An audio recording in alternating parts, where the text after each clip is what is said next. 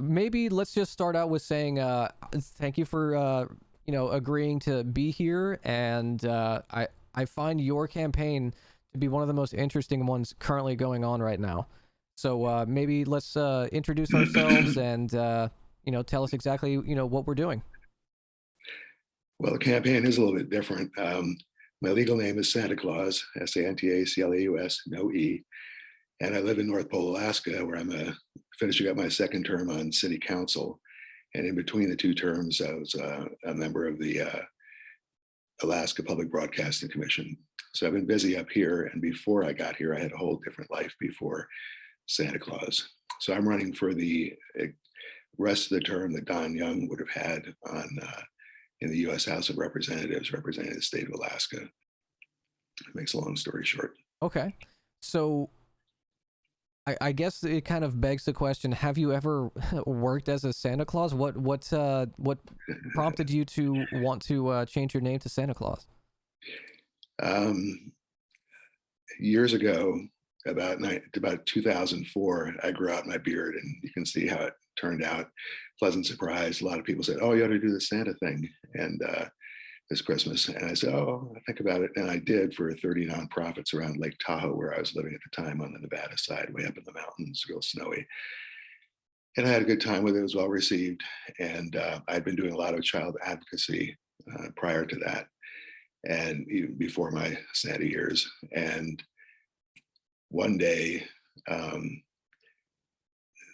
I was sort of praying. I'm a monk in real life as well.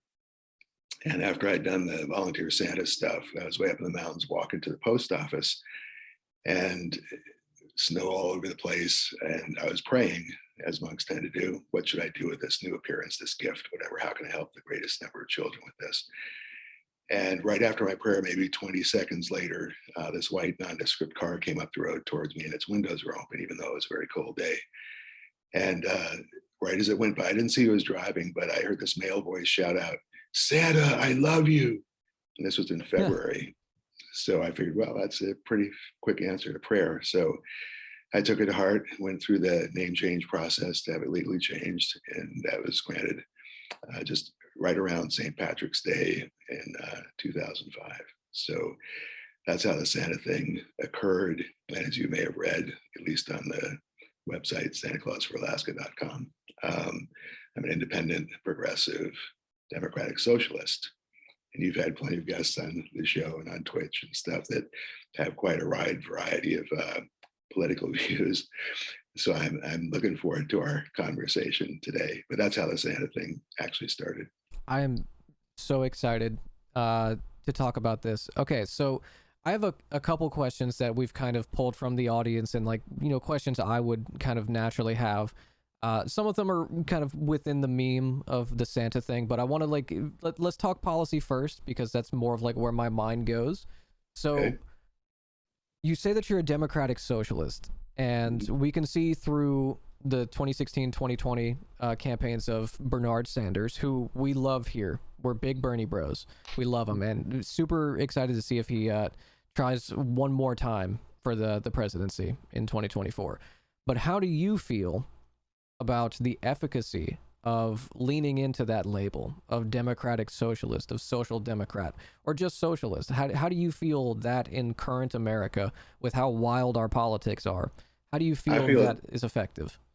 I feel great about it. Up here in Alaska, when Bernie was running against Hillary, I was one of Bernie's delegates, and fought hard for him in the caucus stuff. And during the primary, Bernie captured 82% of the vote up here in Alaska from Democrats, and that's a pretty big deal. And when people ask me about my platform, I just had that tiny little website, and rather than put up 20 pages of stuff, I just refer them to berniesanders.com/issues and say that's the platform. There you go. So that's about as straightforward, I think, as it gets, and I stand by it. He's made very few mistakes over his more than 30 years in government service, and I'm trying to learn from some of them, trying to make as few mistakes as possible myself, although I'm navigating new waters right now and I'm still that little blue dot in the Red Sea over here in Alaska. The town I live in, North Pole, which is only about 2,200 souls, has probably one of the most conservative cities in Alaska.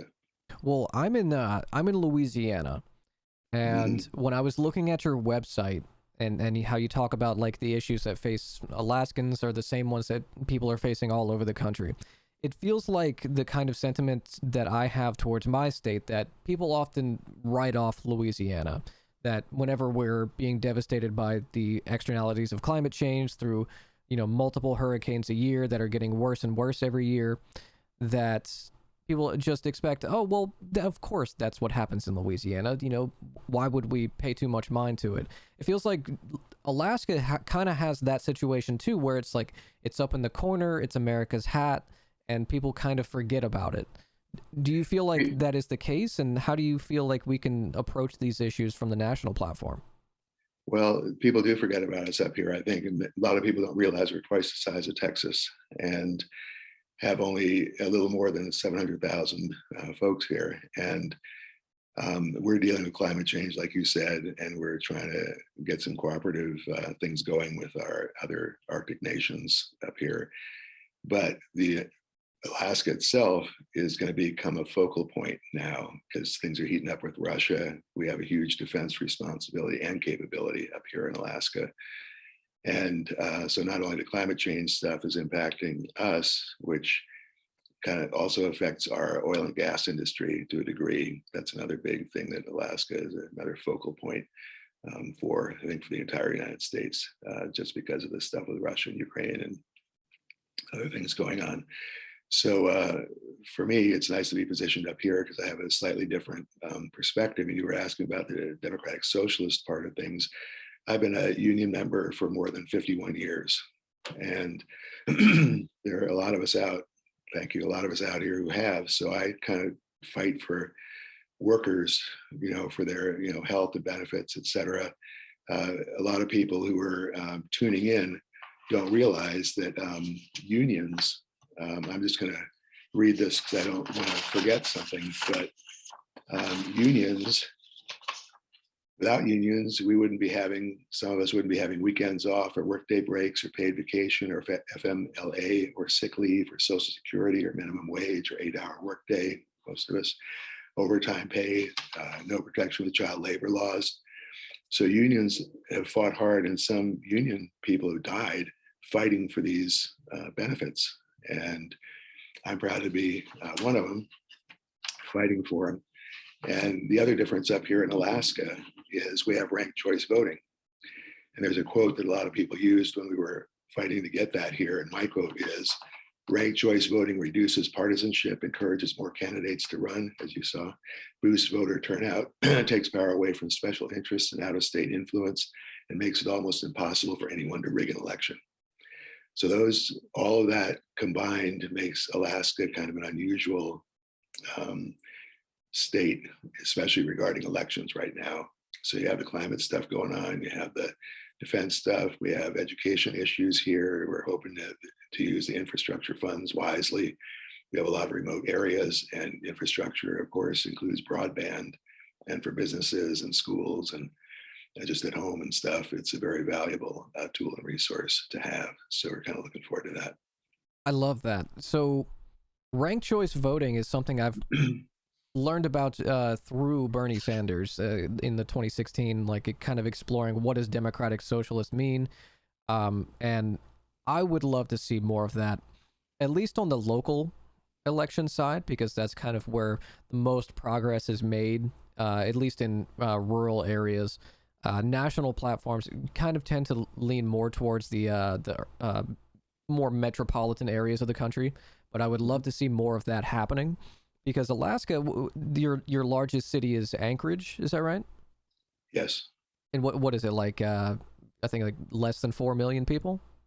Oh yeah. Yeah, We the entire state just has over 700,000. that's crazy.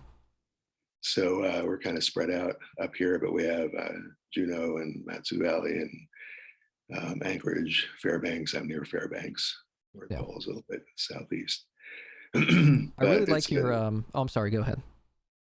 no, it's all right. Go ahead. I was going to say, I really like your unabashed support for unions because we are a leftist stream, so we are big for workers' rights and workplace democracy and, organizing the workplace. But I think more than just giving people more pay, better benefits, more autonomy within the workplace, unions create that bridge between the lines of marginalization people experience.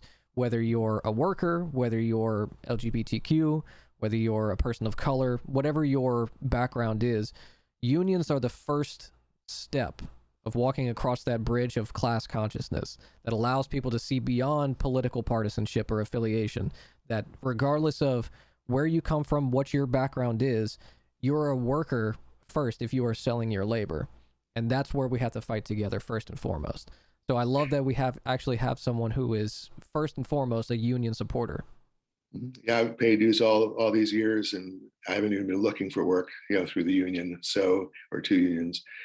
So I figure unions are well worth supporting. They fought for us. Why shouldn't we expand our?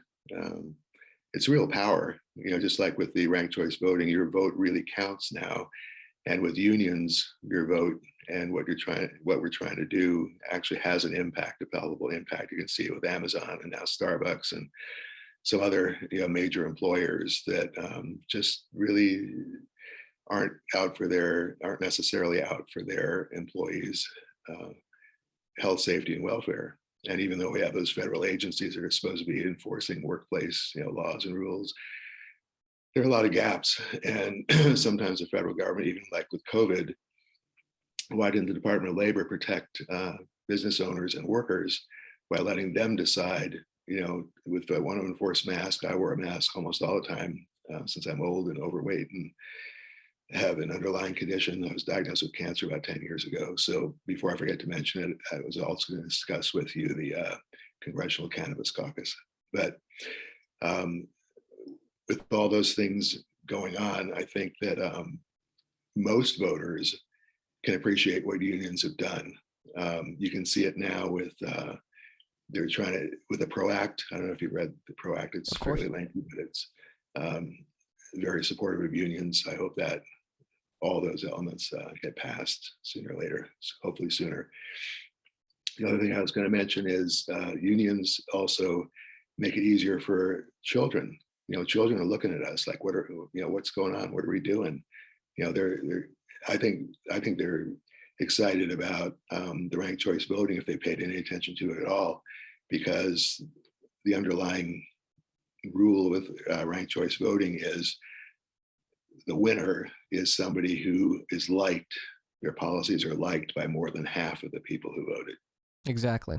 So instead of somebody let's say there are 48 people in our race, if somebody got 15% and that was the election, they could actually win it. So what are the other 85% of the people going to do? Right. This way, at least if the person who wins wasn't somebody's first choice, it was somebody's first top 4 choice. Exactly. It's more democratic. Yeah, it's more democratic, and it takes away all those other powers I was talking about before and influence from outside. So I think children see those kinds of things. I'm not sure if it's being taught in schools and stuff, just as part of the overall, educational program. But I think the more information voters and children who aren't voters yet have, the better off our country is going to be. Exactly. 100%. Well, one of the big platform policies that I saw on your website was Medicare for all. Mm-hmm. So how would you, from your position, fight for a universal single-payer healthcare system? Well, since Medicare has been in existence for more than half a century and does pretty well, and since the VA has its own system, which works reasonably well, at least we know what's wrong with it. Since we've had all this experience, I think an expansion of Medicare, eventually to cover all, I know it's starting off as an alternative, for some folks, the way it's being positioned in certain states. But if we have Medicare for all, you can do it by lowering the entry age, consistently over a period of time, that's a sort of painless way to expand it, sort of like what people were talking about with Social Security, but in the opposite direction. Um, and with the Medicare for All, the range of benefits, some of that can be addressed. Um, right now, it's hovering like around 80%, coverage of whatever the illness or injury happens to be, from what my understanding. And I'm not going to get into as much as Bernie did. Again, Right. BernieSanders.com's issues. But I'm all for Medicare for all. If that were to come up for a vote, I'll be voting along with the progressives. Right there. Yeah, and I think it's important, and it has a major impact on children, especially women and children, and minorities who might not have as easy access to medical care as other people might, which is kind of a sad statement about the way our country's dysfunction in that area is so prevalent. So I'd like to see the change. The sooner the better. And things like child tax credit, how come that disappeared? We had a lot of people up here in Alaska and throughout the nation. That was a big deal. So that's affecting people. Wealth tax, I'm all for getting the tippy top to do their fair share. And I'd like to remove the cap on Social Security tax contributions. Absolutely. That would solve it, I think. And we talked about the defense before, but I think that Congress has to take back the war powers. After 9/11 and some other things happened, they kind of got frittered away. Now the president seems to have more say in, Defense Department, whatever. That's Congress's responsibility and duty to have and properly use war powers. Hopefully never have to use them, but as a fact of life, we probably will. So, and things like, well, how come the United States is supporting the Saudi intervention in Yemen? What's up with that? I mean, I'm looking at some of this stuff, and it just doesn't make sense to me. And I'm not for cutting, defunding police or defunding the military. I'm not for any of that stuff. But I think the money we do have can be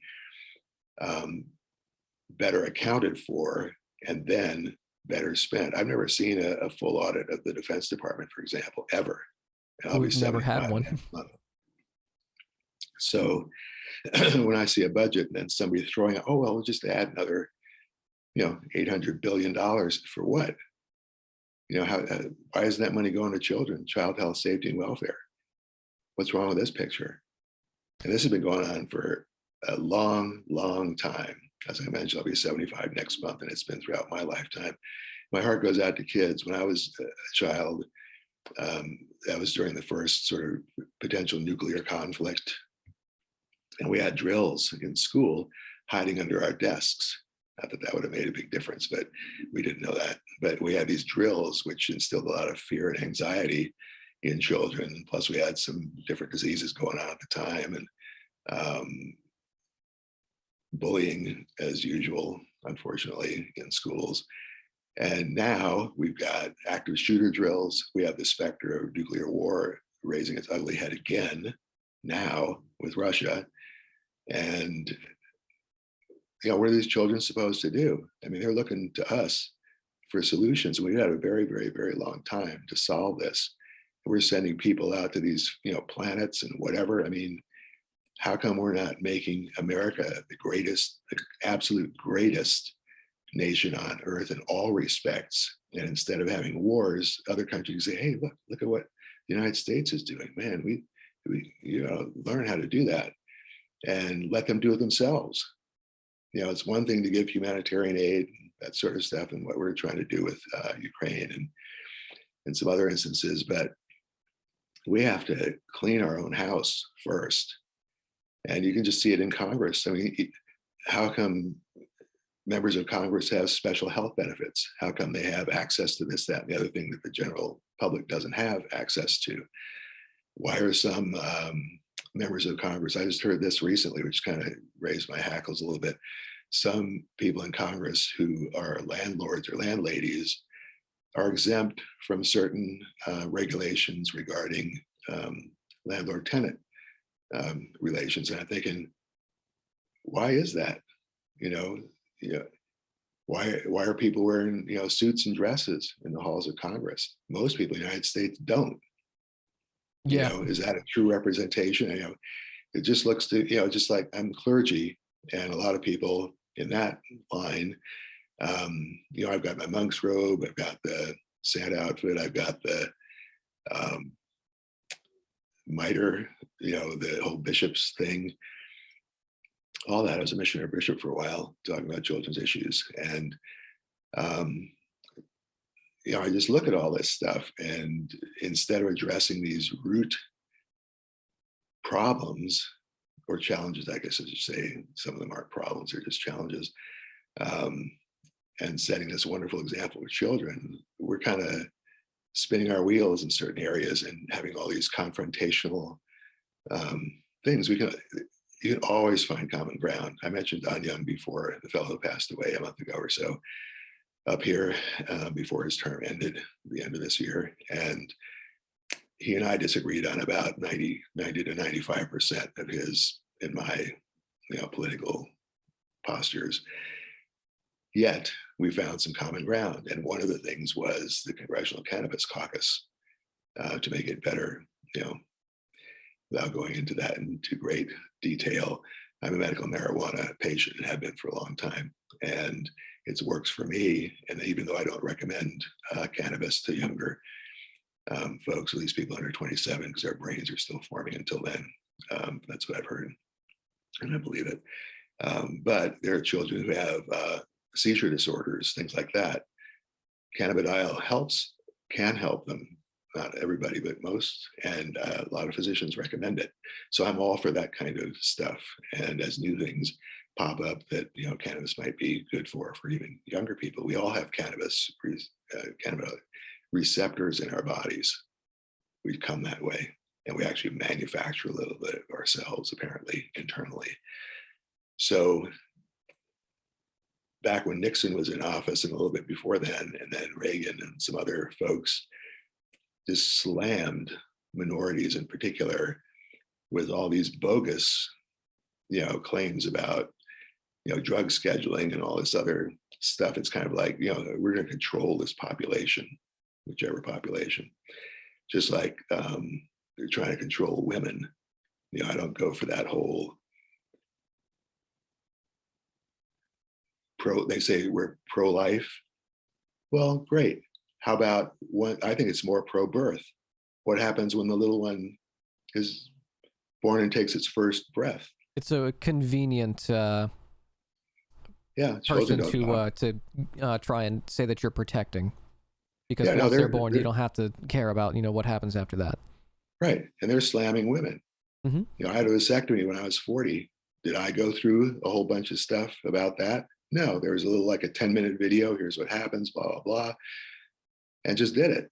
So I don't see why, except for the fact that it's just another way of controlling people, why people are so interested in controlling women's bodies. I don't get it.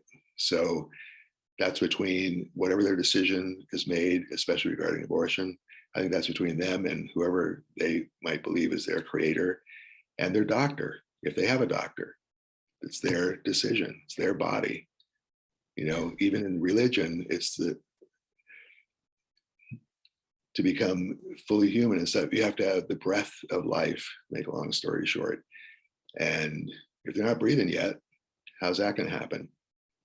So, for all that talk about, just as I get back to what I said first, I think it's pro-birth, not pro-life. Yeah. You got, people getting executed. You got people getting sent off to war. You got, people who are starving. You got people, blah, blah, blah.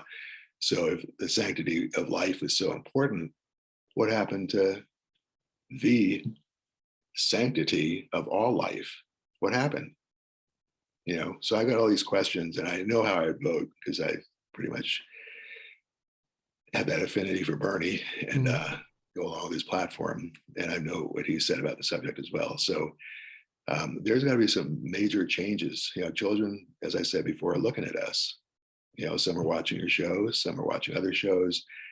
But I think, like you were saying before about unions, enough of enough of us have to get together, make people realize their vote is important, and help them exercise it.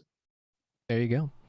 Well, I like that your part of your platform is centered around making a better world for generations to come, and wanting what's good for children. Because what I'm seeing, at least on the more conservative end of media, is that this same argument is being made, but from a reactive to progress lens. One of it being in regards to COVID, with mask mandates and vaccines. One of my co-hosts, or one of the co-hosts of a show that we do called Ministry of Science, wanted to ask you if, let's see, let me pull up his question, if you would be in favor of more funding for science research, including and not limited to second generation COVID vaccines. Oh yeah, definitely. I think that education, religion, and science can coexist and should coexist. So I'm all for funding, especially, well, before number 45 got into office, we had a reasonably robust system set up to deal with pandemics to a certain degree. That disappeared during the 45 administration. And I think it was 2018. Yeah. So, what are people supposed to do? So I'm all for supporting science. I have great respect for science. And I've listened to arguments of science and religion and all the other stuff. I've graduated from a couple of different seminary programs, and have everything. So my dissertation done for a doctorate in educational communication. So I'm fairly well aware. Oh, and people think of me as Santa Claus. You were asking about, do I do the Santa thing, the little Santa suit and that kind of stuff. I've done it not for money, but just kind of out there, with people. I've usually volunteered or worked with somebody who isn't charging people, for stuff. So from my perspective as Santa Claus, it's a little bit different, because with children, I do a little blessing for children if their parents allow it. May you have a lifetime that's filled with happiness, peace, good health, prosperity, and most of all, love, the greatest gift. So I'm coming from the position, love is the greatest gift. And if anything I've learned through seminary and through the 74 years I've been here, is to love one another.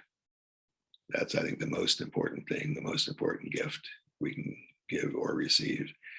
And if that winds up being the only thing I can impart to children, I'd be happy. So when I hear you talking about, the Medicare or unions or some of the other stuff we've discussed already, to me, if I were to make a decision as a member of Congress, is it a loving thing to do? And is it going to help or hurt children? Just like wars, all wars hurt children, all wars, no matter who's fighting them, both Absolutely. sides or two sides. So that's sort of how I kind of try and make my decisions about stuff. And I haven't been perfect either, but I try to make amends and try to move forward and, do things better as I get older. So I think most people would like to do that. Some people are in a position where they feel comfortable doing that, and some people aren't. So I'm hoping that dynamic changes as well. I hope we just concentrate more on what we can do for our children's future. I like what Greta Thunberg has to say about the climate stuff, and her attitude, and her strength and conviction. She's a powerhouse. And has a sense of humor, as it turns out. That helps too. Yeah, I've found a sense of humor here one of the most valuable things. I've heard stuff about me, and some of these times you just have to laugh or figure out, a funny way to kind of perceive it, and other stuff you just have to let roll off the back. So, even because of name recognition, a lot of people characterize the race up here as Palin versus Santa, just because we both have pretty high name recognition, for better or for worse. So, but there are a lot of other qualified candidates, most of whom have, or many of whom have big recognition, name recognition in the state of Alaska. So it'll be interesting to see what kind of an impact this election has on other states and how they decide to run their elections and how they decide to campaign. I would like to see no money. I don't solicit or accept any campaign contributions of any kind, whether it's money, volunteers, signs, absolutely nothing. Because I think people, if my campaign resonates with somebody, they feel like they're at home and they have a few extra minutes, they might make a homemade sign and supporting the campaign and put it up in their window, or they might make a few phone calls on my campaign's behalf, or they might canvass with some friends, or talk it up on social media, or mention it when they're appearing on your show, or whichever podcast. And there are ways people can support the campaign without me directing or coordinating that, and that includes PACs or anybody else who would like to support the campaign. I'm just trying to run the campaign with my nose to the grindstone, not have to deal with the fundraising part of it, not have to deal with a lot of the FEC compliance. And I would like to hopefully set an example saying, hey, I'm spending $400. So if somebody has a few $100s and wants to run for office and has what they believe is a strong platform that might resonate with people, I would encourage them to do it. So this is kind of a trial balloon in some regard. And I hope it resonates with people. I hope people support it for themselves. They have control over this. Well, it must be doing something, your campaign, because I mean, I found you on Twitter a while before you had followed my profile, and I've seen people sharing your profile all over the place, be like, look, it's Santa Claus, Democratic Socialist, running for office in Alaska. That's crazy. So it must be doing something. The strategy must be working, whether it's the spectacle of it or that the platform is actually resonating with people. I mean, we'd have to take polling on that, but something is happening. I hope so. I hope it's something good. There's still a ways to go, so I'll be interested to see how it works. A lot of people are trying to convince me to run for the 2-year term as well, not just the last 4 months of Don's term. I have mixed feelings about that. I think I should just go up, do the 4 months if I get elected, and make a clean slate for whoever comes in January, so they don't have any baggage from Don's tenure or my tenure or anybody else's history with Alaska, and just have a brand fresh new start. That's my take on it. And since I'm not fundraising and campaigning that much, although I'm on podcasts, as you know, and doing a little tweeting and stuff, and have a little website, but I don't call that really active campaigning, in Right. person, because of the COVID stuff and masking, etc. So for me, I'm hoping other people, it'll catch on. What I'm trying to do will catch on, and even if people don't have big name recognition, so what? If they have, it's up to people, like you were saying in the very beginning, to gather together and be supportive of one another. And if they have somebody they want to put up for campaigning and for election, great. That's them. That shouldn't necessarily be a party or some gigantic, organized, well-funded thing that's spends half of the candidate's time fundraising. I'd like to see forums. People post forums or links to stuff, which I'll be doing as I go along my little campaign. But as far as these big organizations insinuating themselves into people's campaigns and platforms and stuff, and sometimes putting people under their thumb, to the point where the candidate feels, oh, well, if I get elected, then I owe somebody whatever. I owe my supporters a good heart, some wise decisions, and love. Absolutely. I try and I in the past couple of weeks I've been trying to kind of distill what the values I try to put out, at least on this broadcast, and I've kind of narrowed it down to 3 or 4 things, and maybe you could let me know if you like this. Empathy. It always, like, whatever position you take coming from empathetic positions. Egalitarianism or fairness. What is fair? What is someone really deserving of the billions of dollars that were left to them by their wealthy oil baron families? Is that fair to the society you exist within, and intersectionality. How do we make sure that whoever's existing within our society is being treated just as equally as someone who was born on the other side of town, that kind of stuff. How do you feel about at least those? I think they're great. Okay. You put a lot of thought into it. You've got a good perspective.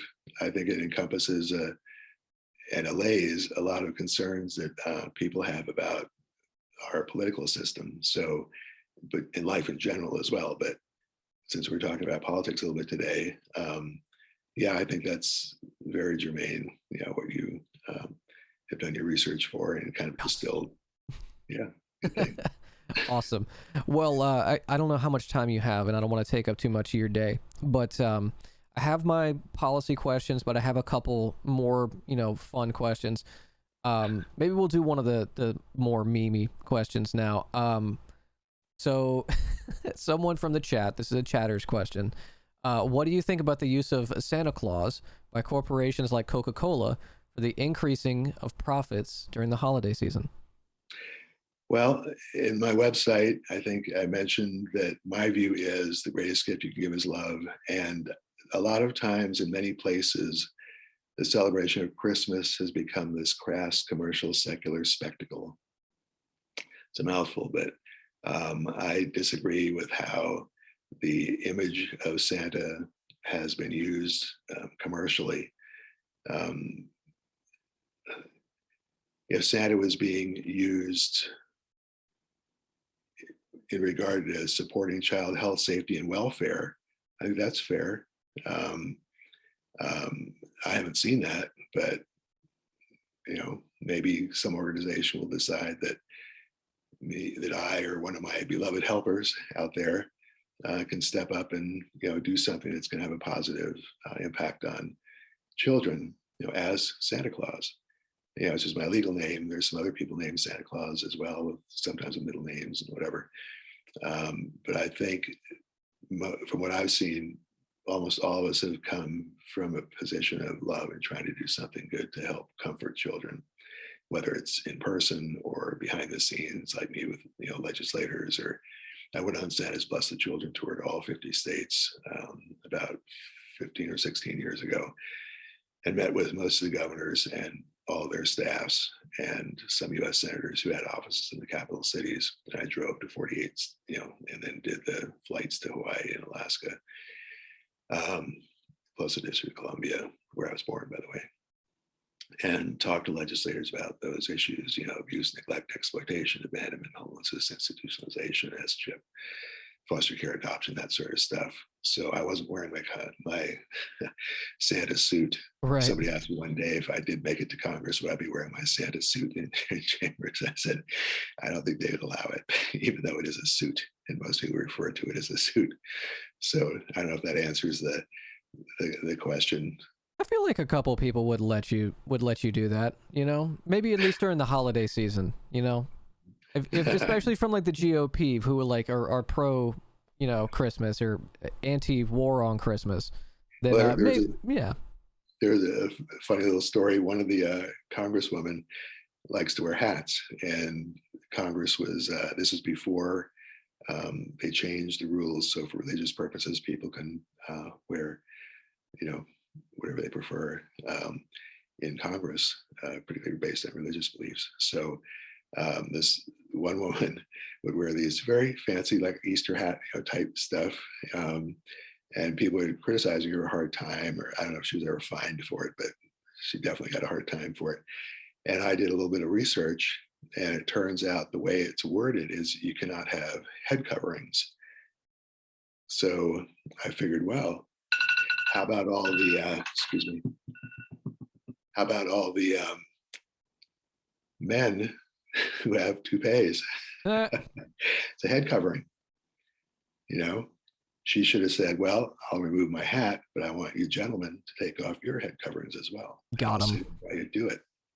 And sometimes just have fun with that kind of stuff because it's so ridiculous. I don't know, did that address the question? No, you're good. Sometimes it does feel like a lot of the spectacle surrounding American politics, whether it's within media or actually within the halls of intelligentsia or Congress, that you can only fight back against the kind of spectacle and grandstanding with just making fun of them. Not necessarily like bullying them, but, you know, making light of how absurd it is. Mhm.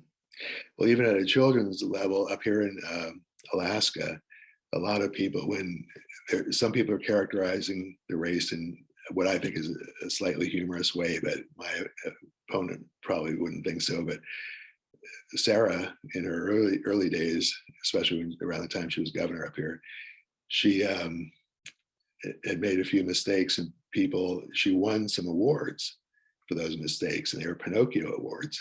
Oh. So, I mean, organizations actually, that's what they published, Yeah. Pinocchio awards. So she's kind of stuck with it. So some people have been characterizing the race, although I wouldn't do it, as Santa versus Pinocchio. And the reason I say that is children know exactly what that means. You don't have to look at platforms. You don't have to do anything. You say, oh, Santa. Yeah, they think most of the people think a certain way about Santa. Some don't, but most do. Some people think about Pinocchio in a particular way. So even if you're 5 or 6 or 7 years old, you know exactly what that means. Yeah, absolutely. Okay, so maybe we'll close with one more question, and it's still a Santa related one. Are there any members of the House that are on the naughty list, and why is Sarah Palin on the naughty list? There are plenty of people on the naughty list, and since you picked it up, because of my sense of humor, I used to give, and still do, 45 a hard time. And at one point I published, well, I have the naughty list and the nice list. There's also my other list. And I'm just going to not abbreviate it, but I'm going to kind of spell it out. SH blank blank T list. A lot of people think they know what that means. Okay. And no matter what they think it means, because of the number of letters involved, it's my short list for divisive fearmongers. Oh, damn it. Okay. and I didn't put 45 as number 1. I put him as number 2 because even children know what that means. Oh, no. So in answer to the question, that's the list. Okay. And it was published on my other Twitter account, so you can see some of the people that were on that list. My main Twitter account is Santa Claus for AK, which is abbreviation for Alaska. And I hope people will visit. I hope people will support the campaign independently, however they might like to do it without any direction from me. I'm appreciative. People once in a while send me, a copy of a sign they made, or, them on the phone with whomever, phone banking, or just a lot of different fun things that, people can do on their own, which doesn't really cost them anything. And it's their own schedule. They're not, being controlled by, a party unit or something. So I welcome all of that, and I appreciate it. My heart goes out to each and every one, whether they're supporting the campaign or not. Love is the greatest gift, and thank you so much for having me on the program. Thank you for being here. If I were in Alaska, I would definitely be voting for you. I think chat really enjoyed this. Chat, post your Santa emotes now. I was going to ask if you had any suggestions for people who wanted to support you, but I feel like you kind of closed out with that, so that's perfect. Santa Claus for Alaska, everybody. Mr. Claus, thank you so much for showing up. I appreciate it. Thank you so much. You all have a wonderful day. You too. When I was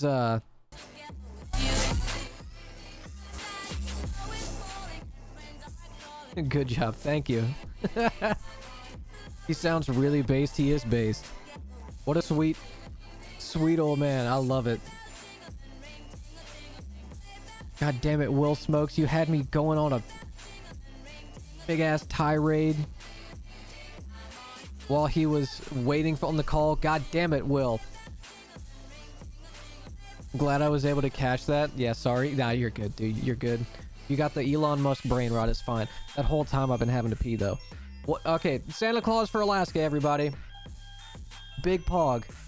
What a cool guy.